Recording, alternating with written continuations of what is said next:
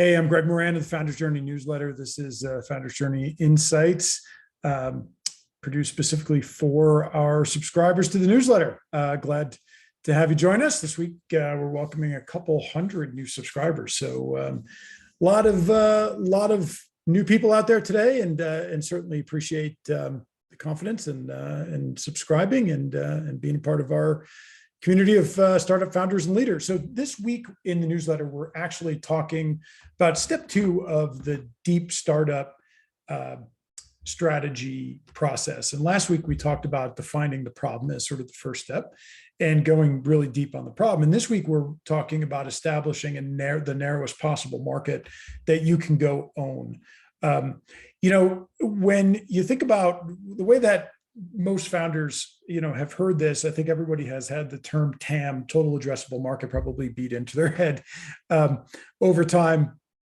And that's usually coming from investors and things like that. And TAM is important, right? It sort of indicates what does that really broad market opportunity look like, and that is important. But from a day-to-day level and from a tactical level for a founder, what's really far more important than that is a concept called SAM. And SAM stands for specific addressable market, right? Because while the market is huge, the total addressable market is huge, as founders, we need to narrow, really get focused based on the problem that we can solve, really get focused on who we're going to go out and who we're going to work with. So it's really all about kind of going from this really high level, then really quickly down to this really narrow level, probably more narrow than you're even comfortable going, because it is a little bit counterintuitive, right? Why would I want to sell to less people than more? Well, the answer is we want to get to a point where our solution is so specific to such a small number of prospects that you can look a prospect in the eye and literally be able to say to them, no, this was built specifically for you. So when we talk about narrowing, we first start with ensuring that the problem state is really clearly identified. If you didn't read last week's edition, I encourage you to go back and do that. But once we've identified that narrow or that really specific problem state, it really is about identifying the 2 or 3 industries or customer types that are really most affected by that problem. But that's not far enough. From there, we've got to go down even deeper and really start narrowing again, focused on demographics. So their geographies, or their company size, or there other factors that really can be applied to continue to just tighten and tighten down to a market that we can go own. And by own, I mean go out and get a lion's share of the prospects of the customers that are in that market. I always thought about this as list size, right? Because you go buy a list of prospects or you go buy a list of companies, and what you really want to do, this is where it gets counterintuitive again. Instead of having that giant list of thousands and thousands of companies to go sell to, that's too big as a startup. We need to narrow that down to something that we can go manage. So think about a total prospect base of about 250 to 500 companies is really what we're trying to target here. When you're down to that level, that's a size market that a founder and maybe another salesperson can go out and start to build relationships. And that's really what we're trying to do here.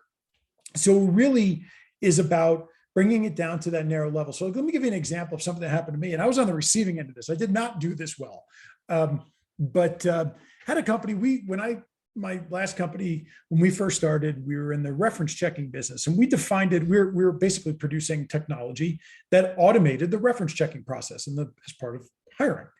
And we defined the problem as, hey, phone-based reference checking doesn't work anymore. It's not a really effective way to screen candidates. Nobody calls you back. It's just not useful. So we were producing technology to solve that problem. Well, that is a problem, but it's too big. It's too broad. We defined our market as being anybody that hires a lot of people, because our premise was, if you hire a lot of people, you're doing a lot of reference checking and it's a bigger problem. That's all true.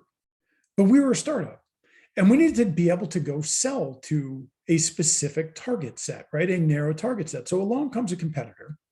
They do virtually the same thing as we do, except when they looked at it, they said all those things about reference checking are true. It doesn't work anymore. You don't get good information. Nobody calls you back. But what they said is the companies that are most affected by this are in regulated industries, because in regulated or accredited industries, because they have to check references by law. They can't just decide not to do it anymore. They have to do it. So they narrowed the problem down to little bit deep to a deeper level than we did. And they said, okay, so then who are those industries that are affected by, that are accredited or regulated where they have to check references? And they came up with two: healthcare and early childhood education. So while we were out trying to sell to everybody, they narrowed it down to those two industries. But then they went even deeper and said, within those two industries, then what are the positions that are most affected by it? And they said, well, nurses in healthcare and teachers in early childhood education, because that's where the volume hiring is within those two specific industries. They got incredibly tight while we were out there trying to sell to everybody. So we had a huge list size with a conversion rate that was in the single points, right? 2, 3, 4, 5 point conversion rate. They have a much tighter set, probably 250, 500 companies. And they're going out and they're converting those companies at 25, 30% or higher. They were cleaning our clock. So, it took us a little while before we sort of caught on and said, okay, we need to narrow, we need to kind of, really get much more focused than we already are. And we finally got going and got our legs under us, but it took us a little time, and they got a huge lead on us in the meantime. So, that's a story that has always kind of stuck with me as being just a perfect example of why a narrow market really matters. And because they were able to go out and they were able to own the reference checking of nurses and early childhood education teachers. And we weren't owning anything. We were trying to sell to everybody. There's only so many dollars. There's only so many people that a startup has. And being able to get those highly focused is really the key here. So once we identify the problem, then it's about narrowing the market to the narrowest possible market that we can go on.